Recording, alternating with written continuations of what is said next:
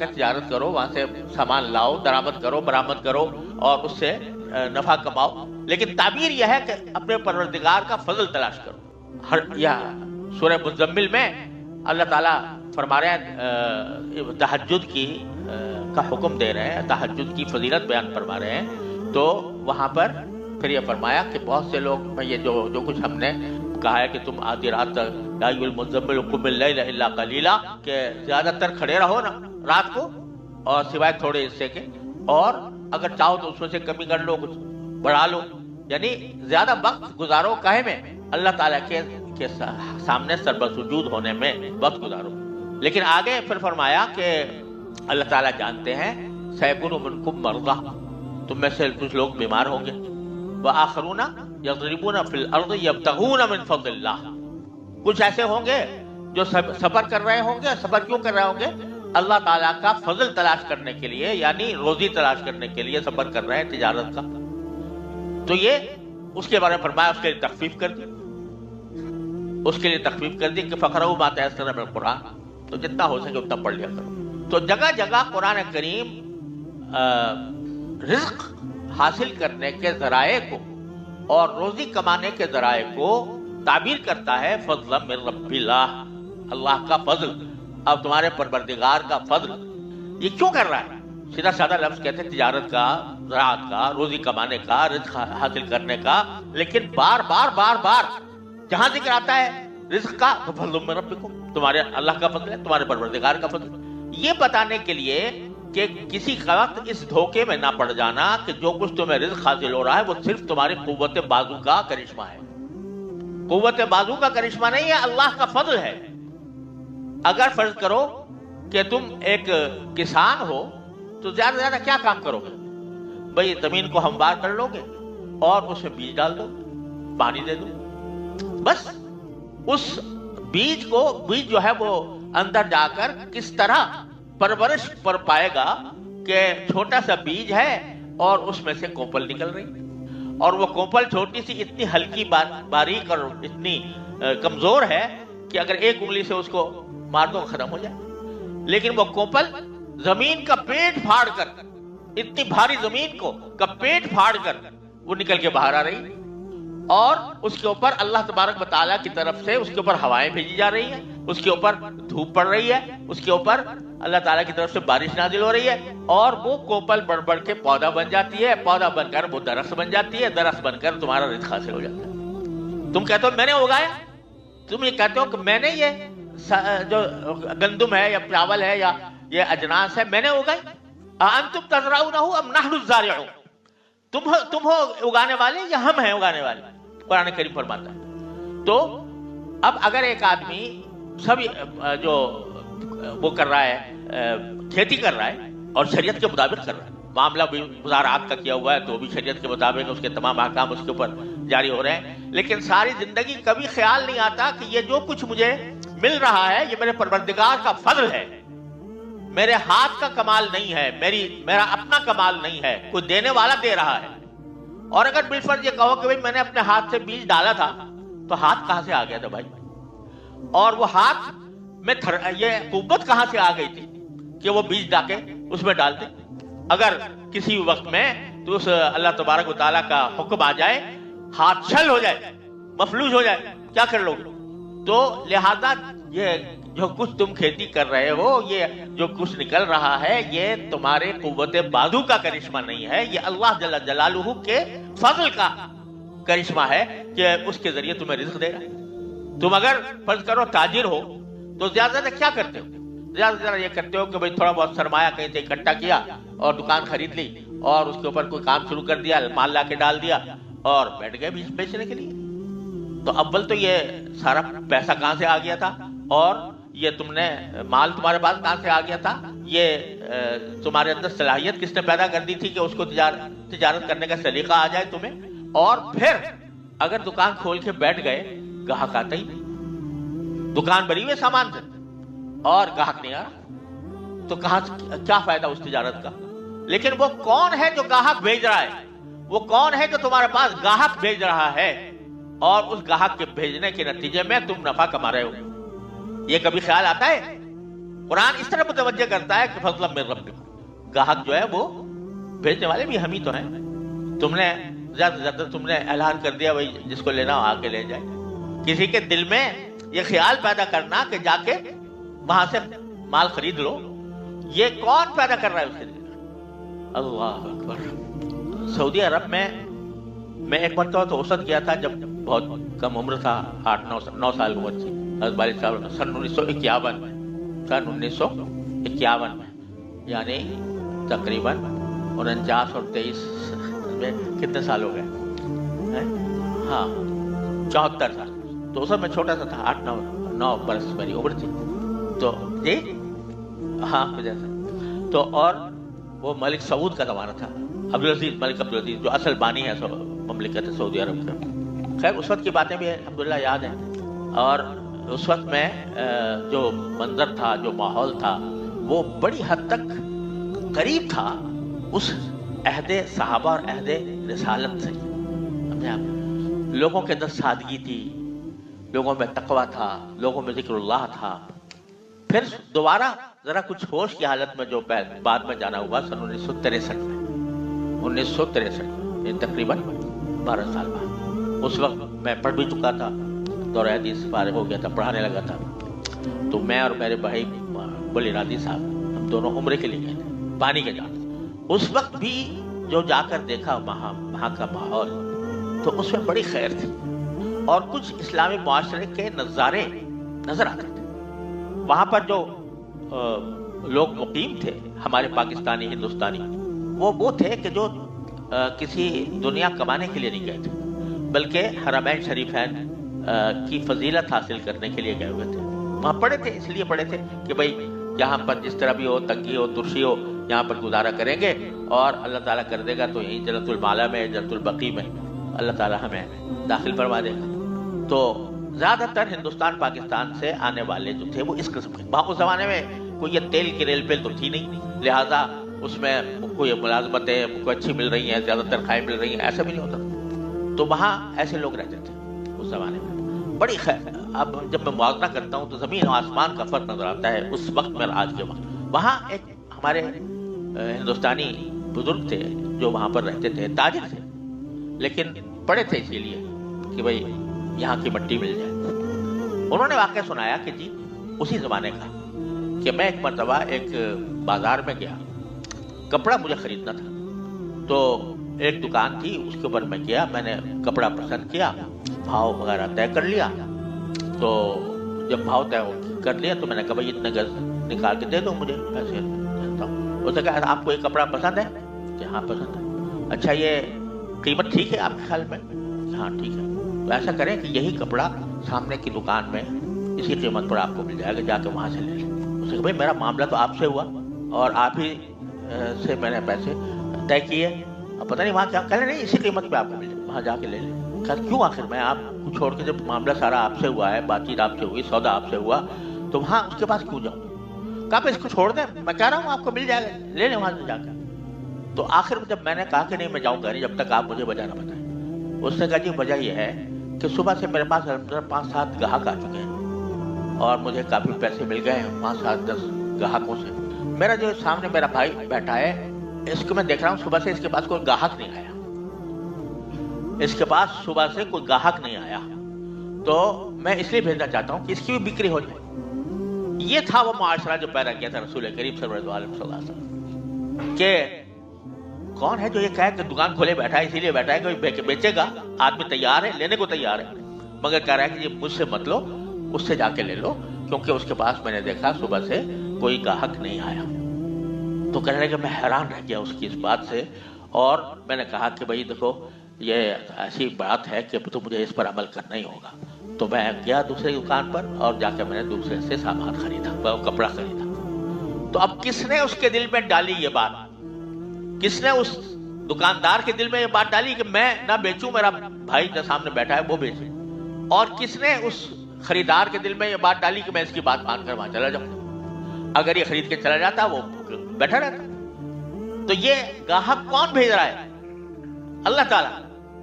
دکان کھول کے بیٹھ جاؤ، سارا کچھ سامان لے کے بیٹھ جاؤ، کوئی زبردستی ہے تمہاری کسی کے اوپر کہ وہ آ کر تم سے سامان خریدے؟ بھیجنے والا کوئی اور ہے، وہی بھیج رہا ہے۔ ہمارے بڑے بھائی جو مولانا ذکی کیفی صاحب مرحوم، اللہ تعالیٰ ان کی درجات بلند فرمائے، وہ دکان تھی ان کی ذرا اسلامیات لاہور میں، تو کتابوں کی دکان تھی، تو وہ بھی دینی کتابیں، اب بھی ہے وہ دکان ان کے بیٹوں کے پاس ہے۔ تو وہ خود اپنا واقعہ بتاتے ہیں کہ ایک دن میں صبح کو جب بیدار ہوا تو سخت بارش ہو رہی تھی، تیز بارش موسلادھار، اور سڑکوں میں پانی کھڑا ہوا تھا، چلنا مشکل تھا۔ تو میرے دل میں آیا کہ آج دکان جا کے میں کیا کروں گا، کیونکہ اس بارش میں کون ہوگا کہ جو کوئی دینی کتاب خریدنے کے لیے آیا۔ اگر فرض کرو کوئی اسکول کی کتاب ہو، کوئی کالج کی کتاب ہو، اس کی امتحان ہو رہا ہو، اس کے لیے ضرورت ہو، ایسا کچھ ہے نہیں، میرے پاس تو دینی کتابیں ہیں ساری، تو اس بارش میں کون میرے پاس خریدنے آئے گا، لہذا میں آج چھٹی کر لوں تو اچھا ہوگا، دل میں یہ خیال ہے۔ لیکن چونکہ بزرگوں کے صحبت یافتہ تھے، حضرت تھانوی رحمۃ اللہ علیہ کے بہت لاڈلے تھے، تو حضرت کہہ لیں گے دوسرا خیال یہ آیا کہ ارے بھائی کیا سوچ رہے ہو تم کہ گاہک آئے گا نہیں آئے گا، گاہک بلانا تمہارا کام ہے، تمہارا کام تو دکان کھول کے بیٹھنا ہے، گاہک بھیجنا تو کسی اور کا کام ہے، تم اپنے حصے کا کام کر لو، اس کے بعد پھر اللہ پر چھوڑ۔ تو کہتے ہیں میں گھٹنے گھٹنے پانی میں سے گزر کر جا کر میں دکان کھولی اور بیٹھ گیا، جا کے قرآن شریف پڑھنا شروع کر دیا۔ قرآن شریف بہت پڑھتے تھے ماشاءاللہ، تو میں جا کے بیٹھ گیا، پھر کہنے لگے کہ اس کے بعد میں نے دیکھا کہ لوگ چھتری لگا لگا کر آ کر کتابیں خرید رہے ہیں، چھتری لگا لگا کر لوگ آ رہے ہیں اور خریداری کر رہے ہیں۔ تو بھائی یہ ہے فضل من ربکم، یہ تمہارے پروردگار کا فضل ہے جو کچھ بھی حاصل ہو رہا ہے۔ دکان کھول رکھی ہے تو، کاشت کر رہے ہو تو، کہیں ملازمت کر رہے ہو تو، کون ہے جس نے تمہارے ملازم رکھنے والے کے دل میں یہ خیال پیدا کیا کہ تمہیں ملازم رکھ لے؟ کتنے ہیں جوتیاں چٹکھاتے پھرتے ہیں، ڈگریاں بھی لے کے پھرتے ہیں اور ملازمت نہیں ملتی۔ تو اس جس کے پاس تم جا کے ملازمت کر رہے ہو، اس کے دل میں یہ خیال کیسے آیا کہ تمہیں رکھ لیں؟ تمہارے پاس کوئی طاقت تھی کہ اس کو مجبور کرتے کہ بڑے ملازم رکھ لو؟ پھر اس ملازمت کے پہلے تمہیں اہلیت کس نے دی، کہاں سے آ گئی؟ اور پھر اس ملازمت کے اندر مناسب تمہاری تنخواہ مقرر ہو گئی۔ یہ سب کون کر رہا ہے؟ یہ سوائے اللہ جل جلالہ کے فضل کے اور کچھ نہیں ہے۔ تو کسی قسم کی بھی روزی ہو، چاہے کاشتکاری ہو، چاہے تجارت ہو، چاہے ملازمت ہو، کوئی چیز بھی ہو، وہ پروردگار کے فضل کے بغیر تمہاری ضروریات کو پورا نہیں کر سکتی۔ اور پھر چلو گنتی میں تم نے کچھ روپے کما لیے، چاہے زراعت سے کمائے، چاہے تجارت سے کمائے، چاہے ملازمت سے کمائے، اس گنتی میں اتنی طاقت پیدا ہو جائے کہ تمہاری ضروریات پوری کر دے۔ آج آپ دیکھو ایسے بھی ہیں جن کی تنخواہ لاکھ ہے، لاکھ سے اوپر ہے، ایسے بھی ہیں جن کی روزانہ آمدنی لاکھوں میں ہے، اور وہ بھی ہیں جن کے ماہانہ تنخواہ 30,000 ہے یا 35,000 ہے کہ نہیں؟ لیکن اللہ تعالیٰ وہ 35,000 والے کو بھی کھانا دے رہا ہے اور لاکھ والے کو بھی دے رہا ہے، اور جو حلال طریقے سے کما رہا ہے 30-35، تو اس کو ایسا ضمیر کا سکون اللہ نے عطا فرمایا ہے جو بڑے بڑے لکھ پتیوں اور کروڑ پتیوں کے کو حاصل نہیں ہے۔ لہذا معاملات کا ایک پہلو شریعت والا ہے جو فقہ بیان کرتا ہے، یہ حلال، یہ حرام، یہ جائز، یہ ناجائز وغیرہ وغیرہ، یہ مکروہ، یہ فاسد، یہ باطل۔ لیکن یہ پہلو کہ آدمی جب اپنے روزی کمانے کا کوئی بھی اقدام کرے تو اس کا تعلق اللہ کے ساتھ جڑا رہے۔ کیا جڑا رہے؟ کہ یہ دینے والا وہی ہے، اسی کا فضل و کرم ہے کہ جس کی وجہ سے مجھے یہ روزی مل رہی ہے۔ اس بات کا اس کے دل میں یہ بات اس طرح گھر کر جائے کہ ہر لمحے اس کو یہ مستحضر ہے۔ یہ کام کراتا ہے طریقت اور تصوف، یہ کراتا ہے کہ تم بے شک تجارت کرو، بے شک زراعت کرو، بے شک ملازمت کرو، لیکن یہ بات کسی وقت تمہارے دل سے غائب نہ ہو کہ دینے والا اللہ تبارک و تعالیٰ ہے، اور میں سے زیادہ سے زیادہ مجھے تھوڑی کوشش کرنی ہے، اس کوشش کے لیے بھی میں محتاج ہوں اللہ تبارک و تعالیٰ، اور لہذا میں ہر قدم پر اپنے پروردگار سے رابطہ قائم رکھوں، رابطہ قائم رکھوں. جا رہا ہوں، دکان کھول رہا ہوں، تو میرا رابطہ اللہ تعالیٰ سے ہو. یا اللہ میں دکان تو کھول رہا ہوں، اس میں پھر برکت آپ عطا فرمائیے.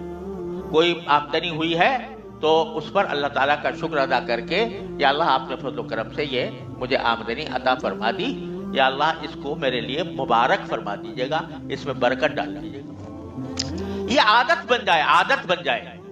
ایک تو بات ہوتی ہے جسے تھیوری کی بات کہتے ہیں، نظریے کی بات کہتے ہیں. نظریہ تو الحمدللہ سب کو حاصل ہے کہ نہیں، عقیدہ ہے کہ نہیں. یہ عقیدہ ہے اور یہ نظریہ پتہ ہے کہ بھئی جو کچھ مل رہا ہے اللہ تعالیٰ کی طرف سے مل رہا ہے. لیکن وہ اس کا دھیان رہتا ہے کہ نہیں رہتا؟ وہ دھیان رکھواتا ہے طریقت والا، وہ دھیان پیدا کرتا ہے.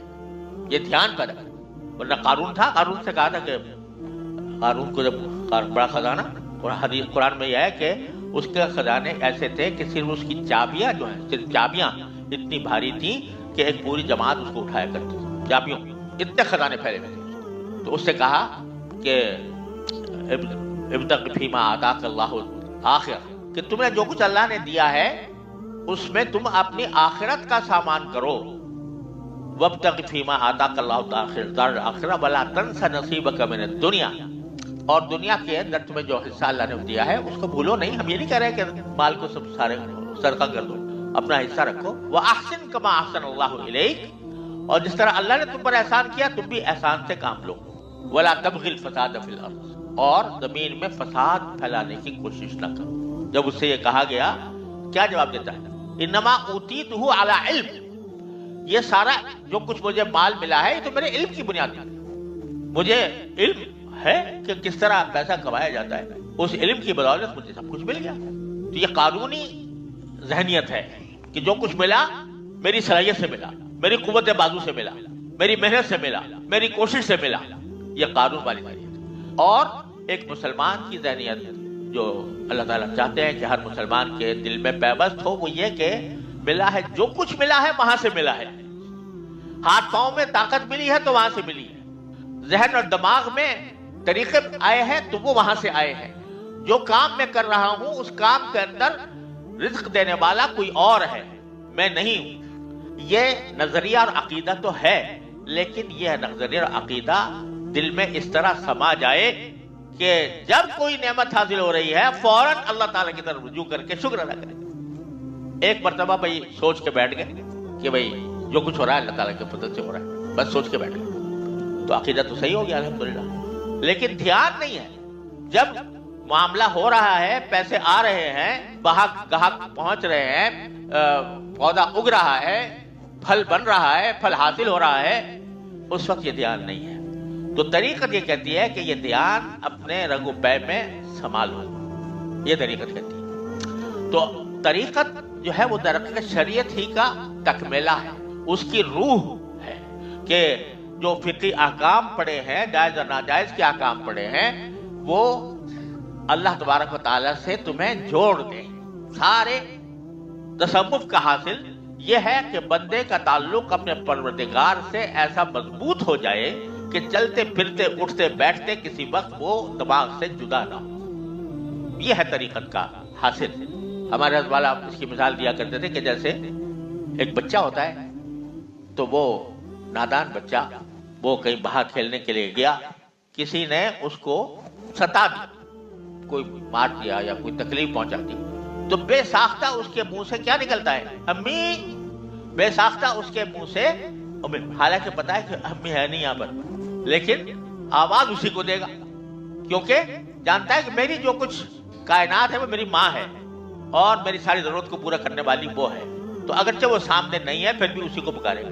تو ہمارے فرمایا کرتے تھے کم از کم ایسے تو بن جاؤ جیسے کہ بیٹا ماں کے ساتھ ہوتا ہے، کہ ہر وقت اسی کو پکارو. جو تکلیف آ رہی ہے وہ اس سے کہو، جو پریشانی ہے وہ اس کے سامنے کہو. دوسروں سے کہتے پھرنے سے کچھ فائدہ نہیں ہے، اس سے کہو جو دینے والا ہے، جو فضل اپنے فضل سے تمہیں عطا فرماتا ہے. یہ عادت ڈالنا مقصود ہے طریقت کا کہ ہر وقت جو کچھ بھی ہے، مال ہے، پیسے ہیں، لیکن دل ان میں اٹکا ہوا نہیں. دل ایک ہی کے لیے ہے، ایک ہی کے لیے اللہ نے بنایا ہے. اور وہ اللہ تبارک و تعالیٰ کی ذات ہے۔ اس میں کوئی اور چیز جو ہے وہ داخل ہو کر وہ اللہ تبارک و تعالیٰ کے ذکر سے انسان کو غافل کر دیتی ہے۔ لہذا دل کو سنبھال کے رکھو اور اس کو صرف اللہ کے لیے مخصوص رہنا۔ میرا ایک شعر ہے کہ پہلے کبھی میں آسی تقل کیا کرتا، الف سین سے عین صاد سے نہیں، آسی متاع قلب کو رکھنا سنبھال کر، آسی متاع قلب کو رکھنا سنبھال کر، قسمت سے اس گوہر پہ دل اس دل ربا کا ہے، قسمت سے اس گوہر پہ دل اس دل ربا کا ہے۔ یعنی اللہ تبارک و تعالیٰ نے یہ دل بنایا کس لیے؟ اپنے لیے۔ تو وہ چاہتا ہے کہ یہ دل اللہ تبارک و تعالیٰ کے ذکر سے، اس کی یاد سے، اس کے شکر سے، اس کی عظمت سے، اس کی حکمت سے ہر وقت اس میں مشغول رہے۔ تو آسی متاع قلب کو رکھنا سنبھال کر، قسمت سے اس گوہر پہ دل اس دل ربا کا ہے۔ تو اس لیے یہ تو اللہ نے اپنے لیے بنایا، اور یہ دل اللہ کے لیے اس وقت بنتا ہے جبکہ اس پر چوٹیں پڑے۔ چوٹیں پڑے کہے گی کہ خواہشات نفس جو ہے وہ دل کو للچا رہے ہیں، یہ کام کر لو بڑا مزہ آئے گا، یہ گناہ کر لو بڑا لطف آئے گا۔ یہ خواہشات نفس اور شیطان انسان کو اس طرف لے جا رہے ہیں۔ لیکن جب آدمی دل پر چوٹ لگا کر کہتا ہے کہ نہیں، یہ خواہشات، میں اس خواہشات کے پیچھے نہیں چلوں گا، میں تو اللہ کی خاطر خواہشات کو کچل کے رکھوں گا، تو جب وہ کچلتا ہے تو اس کچلنے کے نتیجے میں باری تعالیٰ کا قرب حاصل ہوتا ہے۔ قلب میں باری تعالیٰ ورود مسعود فرماتے ہیں، جب آدمی اس کو چوٹ لگاتا ہے تو جتنی چوٹیں لگاؤ گے، یعنی چوٹیں لگانے کے معنی یہ کہ نفس کی خواہشات اور گناہوں سے اس کو بچاؤ گے اور اس کو یعنی ان خواہشات کو تباہ کرو گے، تو وہاں پر اللہ تبارک و تعالیٰ نزول فرمائے گا۔ پھر اگر خالی رکھو گے اس کو اللہ تعالیٰ کے ذکر سے تو خانہ خالی نہ دیو میں گرا، جو خالی گھر ہوتا ہے اس کو آ کر جن پکڑ لے، جن داخل ہو جاتے ہیں۔ تو اگر اس دل کو اللہ تعالیٰ کے ذکر سے خالی کیا تو اس میں وہ جنات شیطان داخل ہو جائیں گے اور تمہیں گناہوں کی طرف لے جائیں گے۔ لہذا ذکر سے اس کو آباد رکھو۔ اللہ اکبر، جتنا اس کو توڑو گے خواہشات کو، اتنا ہی اللہ تبارک و تعالیٰ کا قرب آ جائے گا۔ اقبال نے بڑی خوبصورت بات کہی ہے کہ نہ بچا بچا کے تو رکھ اسے کہ یہ آئے نہ ہے وہ آئے نہ، وہ دل کو کہہ رہا ہے، نہ بچا بچا کے تو رکھ اسے کہ یہ آئے نہ ہے وہ آئے نہ، جو شکستہ ہو تو عزیز تر ہے نگاہ آئینہ ساز۔ جب یہ دل ٹوٹتا ہے تو زیادہ عزیز ہو جاتا ہے اس آئینہ بنانے والے کی نگاہ میں، اس کے نزدیک زیادہ عزیز ہو جاتا ہے، زیادہ پیارا ہو جاتا ہے کہ یہ شخص اپنے خواہشات نفس کو میری خاطر کچل رہا ہے، تو وہ پھر اس کی تجلیات قلب پر وارد ہوتی ہے۔ اللہ اکبر۔ میرا بھی ایک شعر ہے کہ درد دل دے کے مجھے اس نے یہ ارشاد کیا، درد دل دے کے مجھے اس نے یہ ارشاد کیا، ہم اسی گھر میں رہیں گے جسے برباد کیا۔ تو وہ یہ ایک مرتبہ درد اللہ تعالیٰ پیدا فرما دے اپنی رحمت سے ہم سب کے اندر کہ دل جو ہے نا وہ ہر وقت مشغول ہو یا اللہ کے ذکر سے، یا اللہ سے مانگنے سے، یا اللہ کا شکر ادا کرنے سے، ہر وقت اس کام میں مشغول ہو۔ جو کوئی چھوٹی سی چھوٹی حاجت پیش آئی اللہ تعالیٰ سے مانگ لی، چاہے دل میں مانگ، یا اللہ یہ کام کر دے، یا اللہ یہ کام کر دے، یا اللہ یہ کام کر دے، دل یہ ہر وقت اس طرف لگا رہے۔ اور جب کوئی نعمت حاصل ہو تو دل اس پر شکر ادا کرے، اللہ لک الحمد لک الشکر، آپ کا فضل و کرم ہے، آپ کا شکر ہے کہ مجھے یہ نعمت حاصل ہو۔ اور اچھی حالت میں دل اللہ تبارک و تعالیٰ کی طرف متوجہ رہے۔ تو یہ چیز جو ہے یہ طریقہ